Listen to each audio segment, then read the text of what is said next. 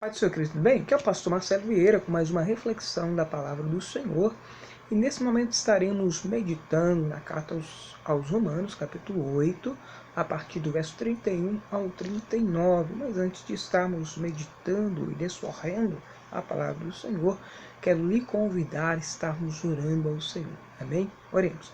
Pai eterno, Deus santo, Deus justo, toma em tuas mãos as nossas vidas, nos santifica, nos guarda, traz libertação, traz graça, traz gozo, santifica a cada um de nós, nos move pelo teu poder, pela tua palavra, renova os nossos corações, traz guarida a cada um de nós, nos move pela tua palavra e pelo teu Espírito, em nome de Jesus. Amém, queridos? Leiamos a palavra do Senhor. Romanos, capítulo de número 8, a partir do verso 31 ao 39. Nos diz assim: que diremos, pois, essas coisas? Se Deus é por nós, quem será contra nós? Aquele que nem mesmo o seu próprio Filho poupou, antes nos entregou por todos nós, como nos dará também com ele todas as coisas? Quem nos intentará acusação contra os escolhidos de Deus? É Deus que os justifica. Quem os condenará?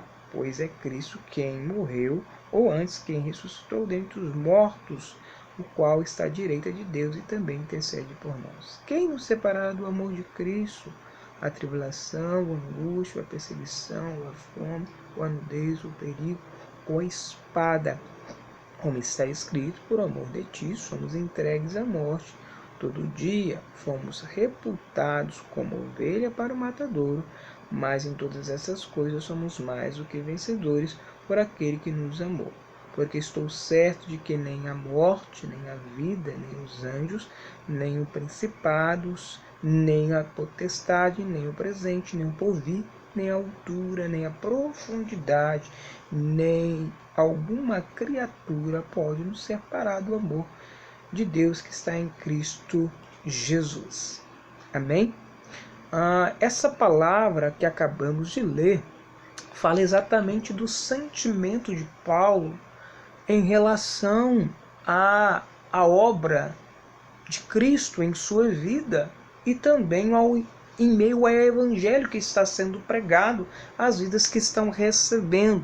É também uma confirmação e uma identificação de um servo de Deus que coloca a sua vida em disposição do Cordeiro de Deus para que o Evangelho seja manifesto através dele e também uma palavra de encorajamento para aquelas vidas que estavam ali servindo ao Senhor, que talvez também estariam passando por privações, passando por angústia, passando por perseguição e também passando por situações alheias à sua vontade, sejam elas de cunho espiritual, sejam elas de cunho, como que eu posso exemplificar, de cunho político, né, de extrema situações adversas que as pessoas poderiam passar.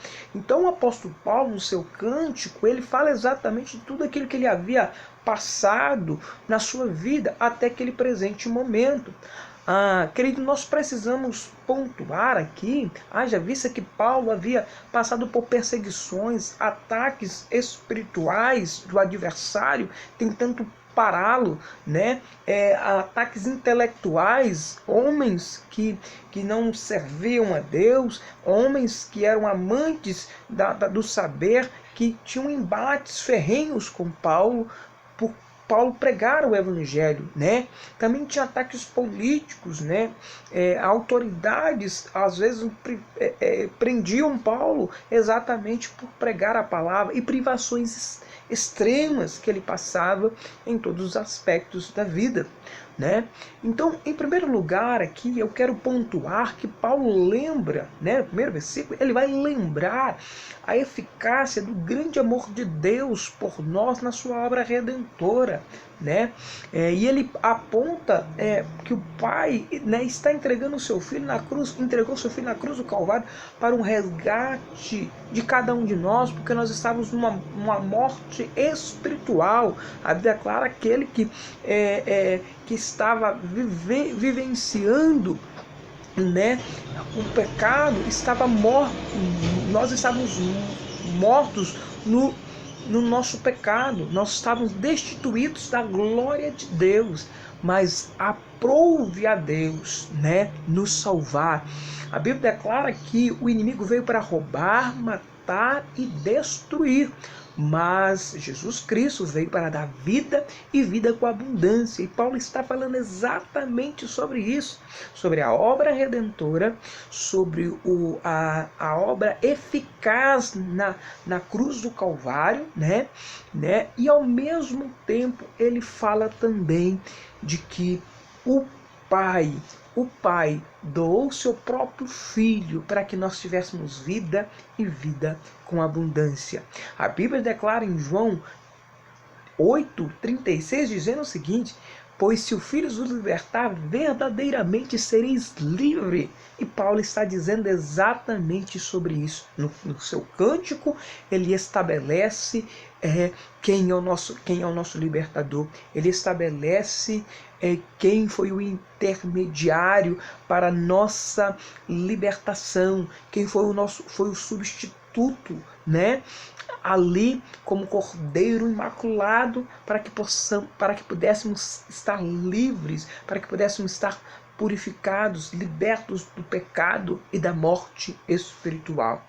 Em segundo ponto, Paulo vai aqui, querido, está fazendo uma alusão a alguns ataques que podemos sofrer na nossa vida. Ao mesmo tempo, ele aponta para um Deus que nos justifica em meio aos ataques, né, às agulhas, aos embates, aos intempéries da nossa vida, às batalhas espirituais, né? As batalhas carnais que podemos sofrer em nossa vida. E Paulo aqui aponta para um Deus justificador. Olha o que diz aqui no verso 32, aquele que nem mesmo poupou o seu próprio Filho, antes nos entregou por todos nós, como nos dará também com ele todas as coisas? Quem tentará acusação contra os escolhidos de Deus? É Deus que os justifica. Então aqui, querido, se nós estamos em Cristo Jesus, se nós vivemos pautado na palavra de Deus, entenda que você tem um Deus que te justifica, você tem um Deus que entra nos seus embates, você tem um Deus que entra nas suas batalhas, você tem um Deus que é o seu escudo, que é a sua defesa, que é a sua segurança, que é também a sua certeza e a convicção que você é um escolhido de Deus, que Deus te ama e que Deus te guarda.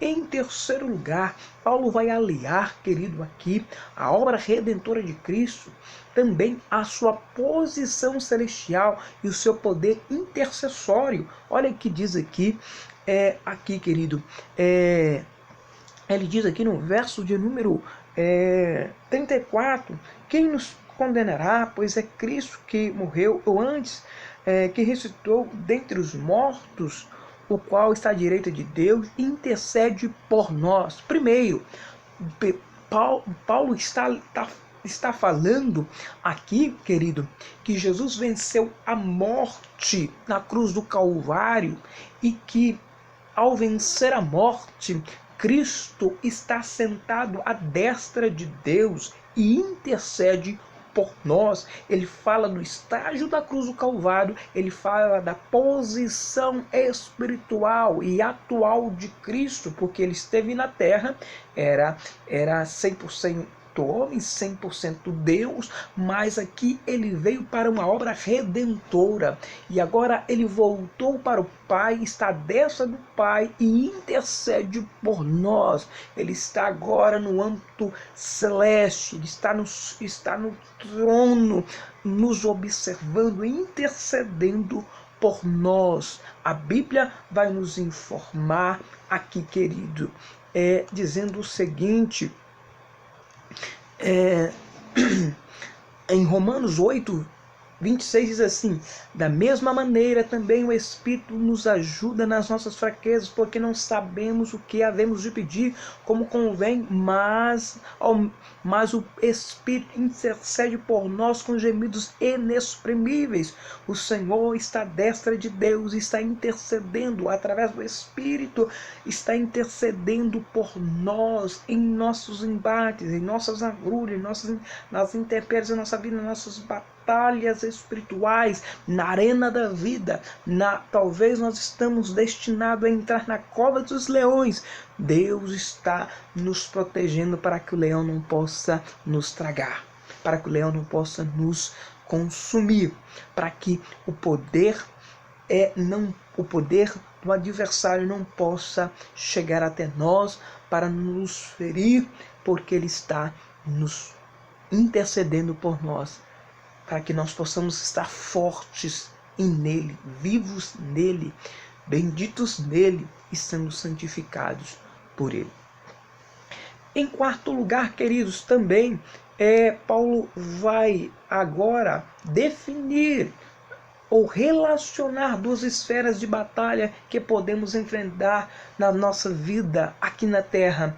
E ao mesmo tempo ele fala tanto dos ataques da terra, né, aqui, e também fala de ataques nas regiões celestiais. Olha o que diz aqui, querido: quem nos separará do amor de Cristo? Será a tribulação, a angústia, a perseguição, a fome, a nudez, ou perigo, ou a espada. Então aqui Paulo ele vai traçar aqui tudo aquilo que talvez ele havia vivido ou estava vivendo. Paulo havia passado por tribulação, por angústia, por perseguição, por fome, por nudez, por perigo, por espada. E Paulo está dizendo aqui, ele lança aqui agora uma confirmação no verso número 35, diz: como está escrito, por amor de ti somos entregues à morte todos os dias, somos reputados como ovelha para o matadouro. Paulo está dizendo: eu como representante do Evangelho, eu como apóstolo de Cristo, eu como defensor desse Evangelho, sou envolvido em algumas situações, em tribulações, em angústia, em perseguição, em fome, em nudez, em espada, em perigo, mas ele tem a convicção, ele tem a certeza que mesmo sendo lá como ovelha levada ao matadouro, ele diz que ele é mais do que vencedor por aquele que nos amou. Ou seja, ele tem a certeza da vitória, que embora ele seja levado a toda essa situação, embora ele seja envolvido sobre essa situação, ele está no ambiente de proteção e de confirmação, de afirmação do Evangelho a meio a esse embate. Os desafios são grandes em nossa vida, querido e querida, na nossa vida cristã, mas esses desafios não podem ser maiores do que o nosso Deus, maior do que o ministério que Ele nos deu, maior daquilo que o Senhor tem para as nossas vidas. Pelo contrário, ele nós devemos estar pautados na palavra de Deus para entender e compreender a nossa missão, o nosso Evangelho. Por isso que Paulo está dizendo aqui: nós estamos prontos a morrer, porque nós somos levados ao matadouro como ovelha muda, né? Sobre nossos tosquenisqueadores, mas ao mesmo tempo Paulo está dizendo que ele é mais do que vencedor em Cristo Jesus. Em quarto lugar, Paulo agora em quinto lugar, Paulo agora ele vai concluir essa mensagem, esse cântico. Dessa forma, Paulo conclui o seu cântico dizendo que verdadeiramente estamos em Cristo, que nada e ninguém pode nos separar do amor de Cristo Jesus. Mas ao mesmo tempo, antes de ele anunciar isso, ele diz também sobre as esferas das regiões celestiais, dos poderes celestiais, como diz aqui: porque estou certo que nem a morte, nem a vida, nem os anjos, nem os principados, nem a potestade, nem o presente, nem o porvir, nem a altura, nem a profundidade, nem qualquer outra criatura poderá nos separar do amor de Cristo Jesus, que está em Cristo Jesus, nosso Senhor. Por que Paulo está dizendo isso, querido? Não sei se você lembra, mas nós observamos na Bíblia Sagrada alguns momentos em que os seus servos foram orar para que Deus pudesse de alguma forma responder e dar a resposta. O profeta Daniel, ao orar, ele esperou por alguns dias para que a sua resposta fosse, para que chegasse a resposta. Teve uma batalha no céu para que essa resposta chegasse a Daniel. A Bíblia declara que o Pedro, quando estava preso, a igreja orava, né? Orava por Pedro, e a Bíblia declara que os anjos ali, houve uma manifestação do Espírito Santo, e as correntes daquelas cadeias foram arrebentadas, e Pedro saiu daquele local liberto, e bateu na porta ali no cenáculo, e dizendo: olha, sou Pedro, e a menina entra ali, sai alegre, avisando que Pedro havia chegado. Porque há algumas batalhas espirituais que precisamos entender que são travadas. Mas aqui Paulo está dizendo que nem a morte, nem a vida, nem o porvir, nem a altura, nem a profundidade, nem qualquer outra criatura poderá nos separar do amor de Cristo Jesus. Veja que Paulo está endossando exatamente essa mensagem.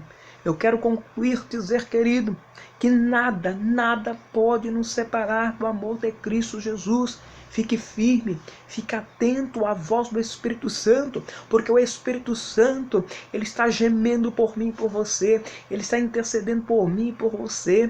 O Deus que nós servimos, é um Deus de vitória. É por isso que Paulo está dizendo: nada pode contra nós.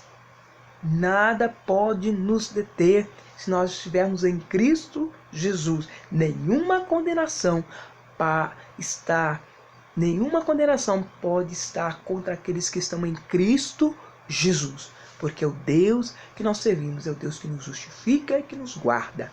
Que Deus possa te abençoar, que Deus possa manifestar o seu Espírito sobre a tua vida, e que a glória de Deus possa resplandecer verdadeiramente sobre o teu ser, sobre a tua família, sobre a tua casa. Nós nessa hora estaremos orando, pedindo ao Pai Celeste que possa nos abençoar e nos fortalecer, em nome de Jesus.